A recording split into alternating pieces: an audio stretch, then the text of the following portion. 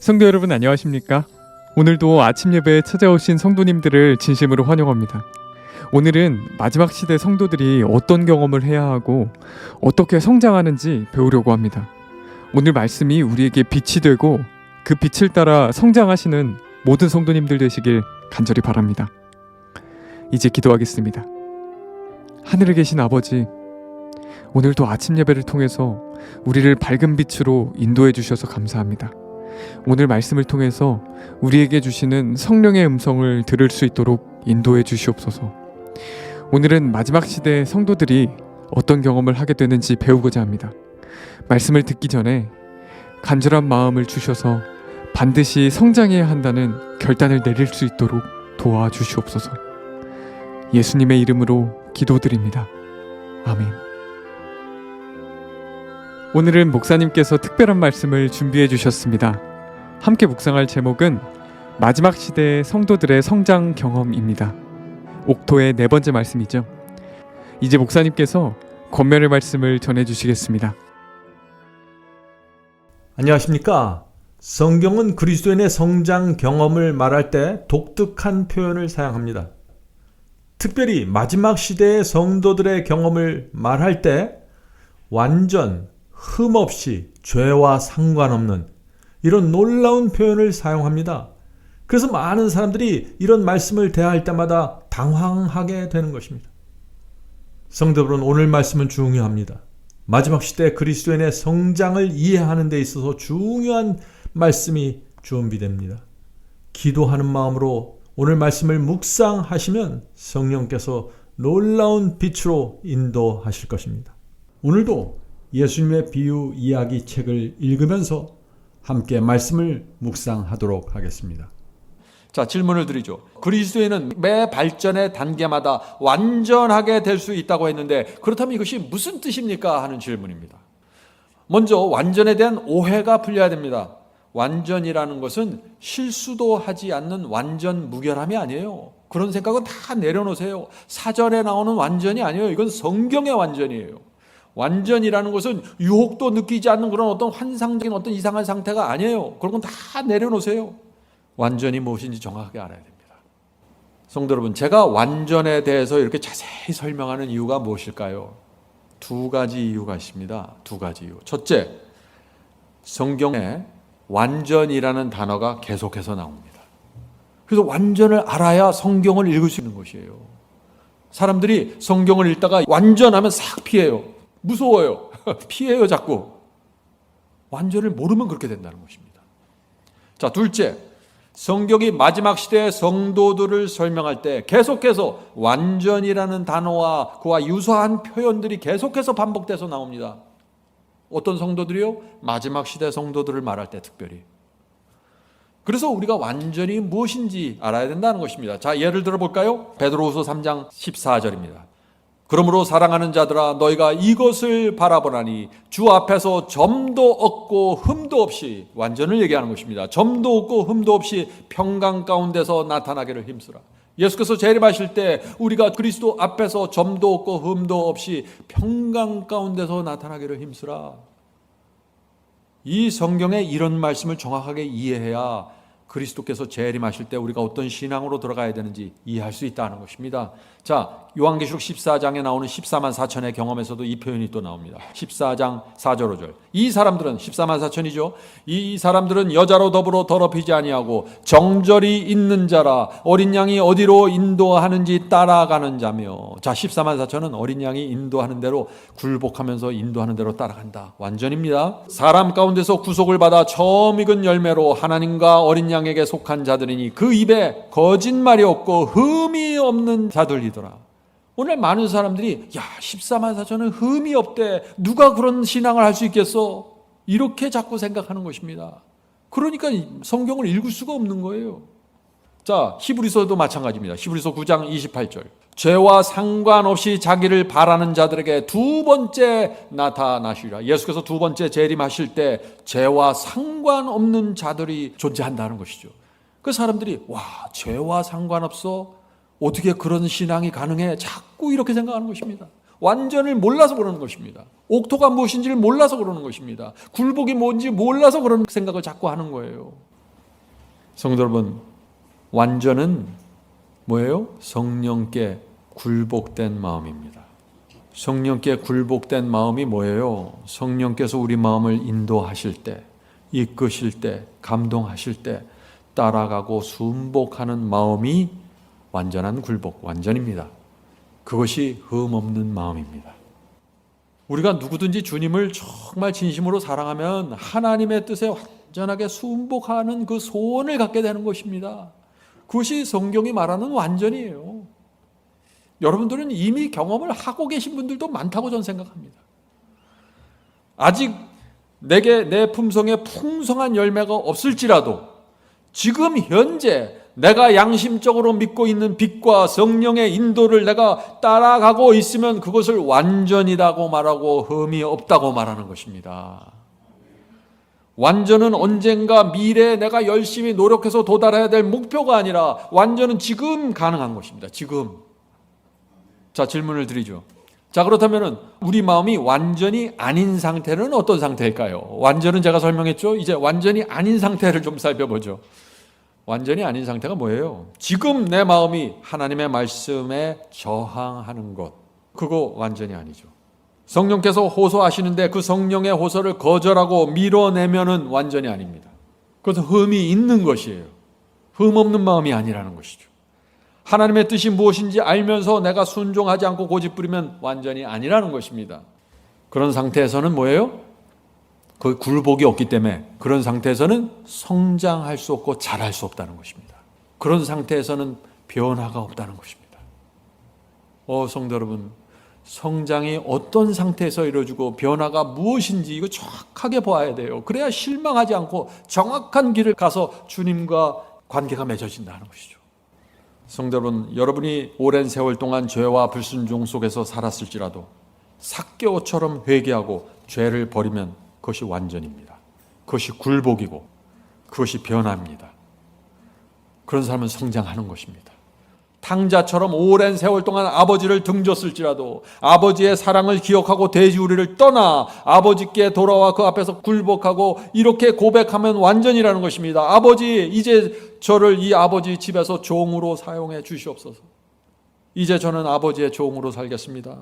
이것이 완전이고 이것이 열매 맺는 마음입니다. 이것이 성장하는 마음입니다. 성도 여러분, 이번 기회에 이 성장이 무엇이고 자라남이 무엇인지 정확하게 보시길 제가 간절히 바랍니다. 완전이 뭐예요? 완전? 대답하셔야 돼요. 이제 완전은 완전한 굴복이에요. 완전은 나이스하고 완전은 착하고 부드러운 게 아니라 완전은 완전한 굴복을 얘기하는 것입니다. 완전 이퀄 완전한 굴복이에요. 머릿속에 넣으세요. 이것은 진짜. 완전이 무엇이에요? 완전은 완벽이 아니라 완전한 굴복입니다. 제가 계속해서 강조하죠. 여러분이 삭개오처럼 살아왔든지 장녀 마리아처럼 살아왔든지 오늘 주님께 나와 완전히 굴복하고 회개하면은 그것이 성경이 말하는 완전입니다. 하나님께서 보실 때 점이 없다, 흠이 없다 그렇게 받아주시는 것입니다. 성도 여러분, 완전은 또 다른 의미로 완전은 하나님의 인정하심입니다. 하나님께서 삭개오와 마리아를 이렇게 인정하신 것입니다. 다른 사람들은 삭개오와 마리아를 인정하지 않을지라도 그들의 과거를 보면서 손가락질 할지라도 나는 그들의 마음을 안다. 나는 그들의 회개와 굴복을 안다. 그들은 내 앞에서 완전하다. 이렇게 말씀하시는 것이에요. 그래서 구약 성경을 보면 너희는 내 앞에서 완전하라는 말씀이 나오는 것입니다. 성경에서. 지금 당장 주 앞에 나가서 삭개오와 마리아처럼 그렇게 완전하게 굴복하고 마음을 들이면 하나님께서 내 앞에 완전하게 서 있다고 인정해 주시는 것입니다. 이것이 은혜입니다. 우리가 이런 은혜를 알면은 하나님께 굴복하게 되는 것입니다. 우리 죄가 진홍처럼 붉을지라도 눈처럼 하얗게 용서해 주시면서 완전하다고 선언해 주시는 것입니다. 의롭다고 선언해 주시는 것입니다. 이제 너는 나와 동행할 수 있다고 약속해 주시는 것입니다. 이 하나님의 은혜를 알면은 우리가 하나님께 우리 자신을 드리게 됩니다. 이것이 완전입니다. 이런 헌신이 완전입니다. 그래서 매 단계마다 완전히 있을 수 있는 것입니다. 성도 여러분, 진리가 우리 앞에 제시되어 있고 성령께서 호소하시는데 외면하고 거절하면은 성장할 수 없습니다. 분명합니다. 그런데 내려놓고 굴복하고 붙잡으면 성장됩니다. 완전한 굴복에서만 성장이 이루어집니다. 그래서 매 단계마다 완전해질 수 있다고 말하고 있는 것입니다. 이것이 무슨 의미인지 정확하게 보셔야 돼요. 절대 우리가 이 말씀에 짓눌릴 필요가 없는 것입니다. 이 말씀에 소망이 있고 희망이 있는 것이죠. 본문을 읽겠습니다. 식물이 자라는 소리도 없고 눈에 띄지 않으나 끊임없이 계속하여 자라는 것처럼 그리스도의 생애의 발전도 그와 같다. 매 발전의 단계마다 우리의 생애가 완전하게 될 수 있다. 매 단계마다 하나님 앞에 내가 완전하게 굴복하면 계속해서 성장한다는 것입니다. 오늘 저녁에 여러분이 여러분의 마음과 생애를 주 앞에 드리면 오늘 성장한다는 것입니다. 성령께서 역사하시고 이끌고 갈 수 있다는 것이에요. 날마다 나를 부인하고 십자가를 지면 날마다 성장하는 것입니다. 진리의 빛이 밝아질 때마다 내가 그 진리를 붙잡고 따라가면은 계속해서 발전이 되는 것입니다. 이런 경험이 일생을 통해서 계속될 수 있다는 것입니다. 성화는 일생을 통해 이루어져야 할 사업이다. 우리가 기회를 많이 가질수록 우리의 경험은 넓어지고 우리의 지식도 증가한다. 이 말씀이 무슨 뜻입니까? 우리 인생에 고난과 시련이 올 때 우리의 경험이 넓어지고 깊어지면서 지식이, 진리에 대한 지식이 증가할 수 있다는 것입니다. 우리가 교회에서 또 우리가 가정에서 봉사하고 희생할 때 우리의 경험이, 우리의 지식이 깊어질 수 있다는 것입니다. 그래서 하나님께서 이런 여러 가지 경로를 통해서 우리를 인도하시는데 그때마다 우리가 굴복하고 주님을 따라가면 그것이 굴복이고 이 굴복을 통해서 성장하게 된다는 것입니다. 점점 더 깊어지고 점점 더 높이 말이죠. 자, 계속해서 읽어보죠. 우리는 책임을 질 만큼 강해지고, 이렇게 우리 경험과 지식이 넓어지고 깊어지면서 우리는 다른 사람을 책임질 만큼 강해지고 특권에 비례해서 더욱 성숙하게 될 것이다. 이와 같이 그리스도인도 하나님의 능력과 협력함으로 자라난다. 자, 하나님의 능력과 협력한다는 것이 무엇이에요? 하나님께서 인도하실 때 내 뜻, 내 감정, 내 계획을 내려놓고 하나님께 협력하라는 것입니다. 하나님께 굴복하라는 것입니다. 그리고 따라가는 것, 그것을 협력이라고 부르는 것입니다. 그렇게 할 때 성장이 이루어진다는 것이죠. 하나님의 능력과 협력함으로 자라난다. 그리스도 안에 깊이 뿌리를 내려야 한다. 그리스도께 저항하지 않고 굴복해야만 뿌리를 내릴 수 있잖아요. 그래서 계속해서 굴복이 나오는 것입니다. 그리스도 안에 깊이 뿌리를 내려야 된다. 성령을 받기 위하여 우리의 마음문을 열어야 된다. 마음문을 열려면 저항하지 말아야 되죠. 성령께 저항하지 말고 굴복해야 합니다. 그래야 마음문이 열리게 되는 것이죠. 우리는 그리스도를 개인의 구주로 끊임없이 의뢰함으로 범사에 우리의 머리가 되신 그리스도께까지 자라나게 될 것이다.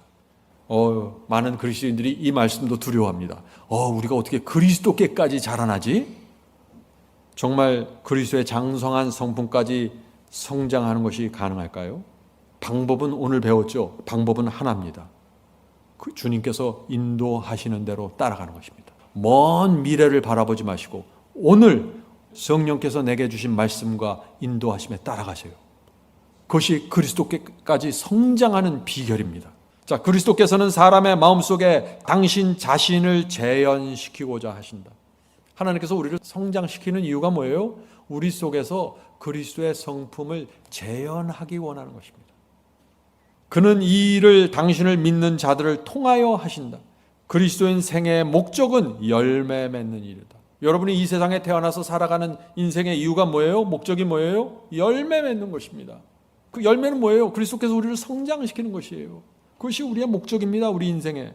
곧 믿는 사람의 마음속에 그리스도의 품성을 재현시키고 또 다른 사람에게서도 그 품성이 재현되도록 하는 것이 그리스도인 생애의 목적이다.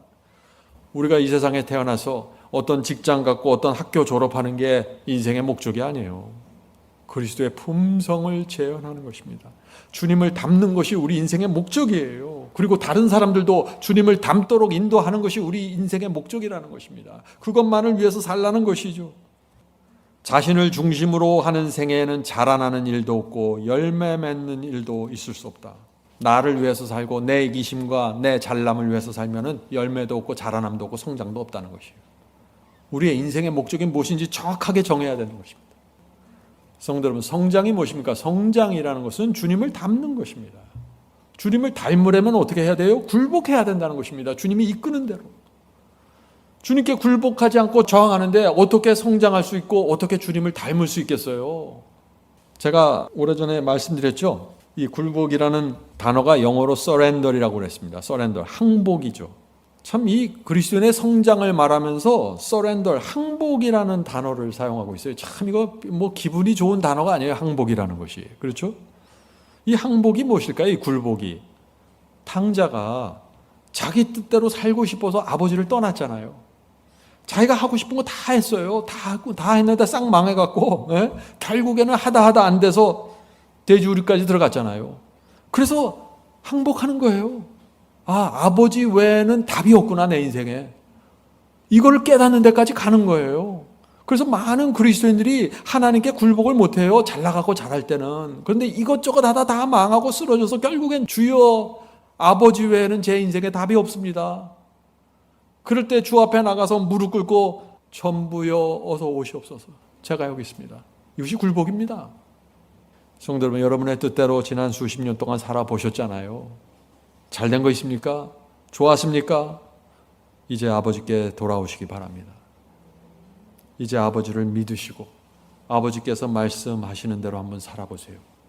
그것이 굴복입니다. 그것이 굴복이에요. 그래서 굴복하는 자, 아버지께 나가 무릎 꿇고 굴복하는 이 사람들에게 참된 행복과 평강이 이루어진다는 것입니다. 성도 여러분, 우리의 영혼과 양심이 평안해야 성장합니다. 여러분들 그거 아세요?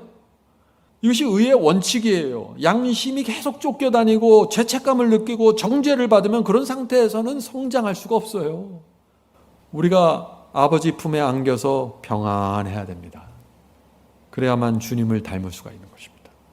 그래서 주님께 굴복하고 그 품에 안겨서 주여, 이제 아버지밖에 없습니다. 이제 제 고집대로 않겠습니다. 이렇게 아버지 품에 안겨서 굴복할 때 성장한다는 것입니다. 성장. 이 성장의 원칙이 무엇인지 잘 이해하셔야 돼요. 계속해서 죄책감을 느끼고 계속해서 불순종하면서 계속해서 하나님의 뜻을 거절하는 상태에서는 이게 의의 원칙이 이루어질 수가 없는 것입니다. 곡식은 자기 자신을 위하여 싹을 내고 자라나고 열매를 맺는 것이 아니라, 자, 곡식이 자기가 먹기 위해서 자라나고 열매를 맺어요? 아니잖아요. 파종하는 자에게 종자를 주며 먹는 자에게 양식을 주기 위해서이다. 이와 같이 누구든지 자기 자신만을 위해서 살지 말아야 된다. 내가 먹기 위해서, 내가 살기 위해서 살면은 성장하지 않고 열매가 없다는 것이죠. 그리스도인은 다른 사람을 구원하기 위한 그리스도의 대표자로 이 땅에 있는 것이다. 자신을 중심으로 하는 생애에는 자라나는 일도 없고 열매 맺는 일도 있을 수 없다.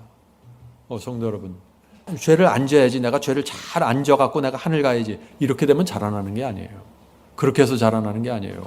우리는 주님께 굴복하지만은 나를 중심으로 살아가는 게 아니라 다른 사람을 위해서, 영혼을 위해서, 가족을 위해서, 죽어가는 영혼들을 위해서 늘 살아가고, 그런 이기심을 내려놓을 때 이때 풍요로운 성장이 이루어진다는 것입니다. 만일 그대가 그리스도를 개인의 구주로 받아들였다면 그대는 자신을 잃어버리고 다른 사람을 돕기 위하여 노력하게 된다. 정말 주님께서 내 구세주가 되면은 뭐예요? 주님께서 내 주인이 되신다는 거잖아요. 주님의 뜻이 뭐예요? 영혼을 구원하는 거예요. 사람들을 하늘로 데려가는 것이에요. 그래서 주님께서 내 구세주가 되면은 주님께서 원하시는 영혼들을 위해서 살아간다는 것입니다. 그런 사람들에게 풍성한 열매가 맺히게 된다. 성장이 있고. 자, 주님을 개인의 구주로 받아들였다는 말의 의미가 뭐라 그랬어요? 나를 잊어버리고 다른 사람들을 위해서 살겠다고 결정하는 것입니다. 그것이 주님을 닮는 것이고 성장하는 것이다. 자, 계속해서 읽겠습니다. 다른 사람에게 그리스도의 사랑을 말해주고, 자, 다른 사람을 위해서 사는 것이 무엇인가 설명하는 것입니다. 다른 사람을 위해서 산다. 나를 위해서 살지 않고 다른 사람을 위해서 사는 것이 무엇인가? 이렇게 설명합니다. 다른 사람에게 그리스도의 사랑을 말해주고 그분의 인자하심을 이야기해 주라. 이것이 다른 사람을 위해서 사는 모시드예요. 그대에게 주어지는 모든 의무를 다하라. 내 주변에 있는 영혼들을 위해서 내 의무를 다하라는 것입니다. 마음속에 영혼에 대한 부담감을 가지고 할 수 있는 방법을 다 동원해서 잃어버린 자를 구원하는 일을 힘써 행하라. 그대가 그리스도의 정신 곧 다른 사람들에 대한 이기심 없는 사랑의 정신과 그들을 위해 수고를 아끼지 않는 정신을 받아들일 때 그대는 자라나게 되고 열매를 맺게 될 것이다. 성도 여러분, 이런 것이 열매를 맺는 것인데 가장 바닥에서 첫 번째 이루어져야 될 것이 무엇이라고 지금 앞에서 쭉 설명하는 것이에요. 하나님의 말씀과 성령의 인도하심에 굴복하는 마음이 있고 그 마음을 갖고 다른 사람을 위해서 봉사하고 헌신하라는 것입니다. 그래야만 열매가 맺힌다는 것이죠. 계속해서 읽어보죠. 그리하여 그대의 믿음이 더욱 굳어지고 그대의 신념이 더욱 확고해져서 그대의 사랑이 온전하게 될 것이다. 자, 사랑이 온전하게 되는 방법 뭐예요? 먼저 믿음이 굳어져야 합니다. 그리고 신념이 확고해져야 됩니다. 그래야만 사랑이 뿌리를 깊이 내리게 됩니다. 오늘 많은 사람들이 사랑하면서 믿음이 굳세지 않고 신념이 없는 것입니다. 그것은 값싼 사랑, 감정에 불과한 것이죠. 순결하고 고상하고 사랑스러운 모든 것 가운데서 그대는 점점 그리스도의 형상을 더욱더 많이 반사하게 될 것이다. 갈라디아 5장 22절 23절 성령의 열매는 사랑과 희락과 화평과 오래 참음과 자비와 양성과 충성과 온유와 절제이다. 이 열매는 결코 없어지지 아니하고 종류대로 수확을 내어 영생에 이르게 될 것이다. 열매가 익으면 곧 낮을 되나니 이는 추수 때가 이르렀음이니라. 그리스도께서는 당신의 교회 안에 당신을 나타내 보이기를 간절히 바라신다. 그리스도의 품성이 그분의 백성들 속에 완전하게 재현될 때 그분은 당신의 것을 찾으시려고 이 땅에 강림하실 것이다. 여기서 또 완전하게 재현되는 얘기가 나오죠. 이 말씀 피하지 마세요. 완전을 정확하게 알면 피할 수 없습니다. 오늘 우리가 나눈 말씀처럼 이 성장하는 백성, 자라는 백성들이 이 준비가 될 때, 열매 맺는 백성들이 준비가 될 때 어떻게 돼요? 사방 바람이 놓이게 되는 것입니다. 마지막 환란이 옵니다. 그때 그 마지막 준비된 그 백성에게 늦은 비가 내리면서 복음이 땅끝까지 전파되고 예수께서 재림하시는 것입니다. 그래서 열매 맺는 이것이 그리스도의 재림을 촉진시키는 일이라고 지금 설명하고 있는 것입니다. 주님께서 그런 백성이 나타나길 지금 기다리시는 것이죠. 계속해서 읽겠습니다. 우리 주 예수 그리스도의 재림을 바랄 뿐 아니라 그것을 촉진시키는 것이 모든 그리스도인의 특권이다. 그의 이름을 믿노라 하는 자들이 그분께 영광을 돌릴 수 있는 열매를 맺는다면 온 세상에는 얼마나 빨리 복음의 씨가 뿌려질 것인가. 최후의 큰 수확을 위해 곡식은 속히 익을 것이며 그리스도께서는 귀한 곡식을 거두기 위하여 강림하실 것이다. 성도 여러분, 주님께서 지금 무엇을 기다리시는지 보이시나요? 어떤 재난과 지진과 홍수를 기다리시는 것이 아니라 마지막 시대 주님께 굴복된 한 백성 14만 4천이 익어가기를 기다리신다고요. 성도 여러분, 그래서 우리가 성장하고 주님을 닮는 것이 가장 효과적인 전도법입니다.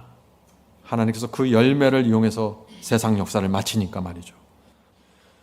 성도 여러분, 성령께서 이번 기회에 이 완전한 굴복이 무엇이고 성령께서 우리를 어떻게 성장시키고 어떻게 봉사하고 헌신으로 인도하시는지 우리가 깊이 깨닫게 되기를 제가 간절히 바랍니다.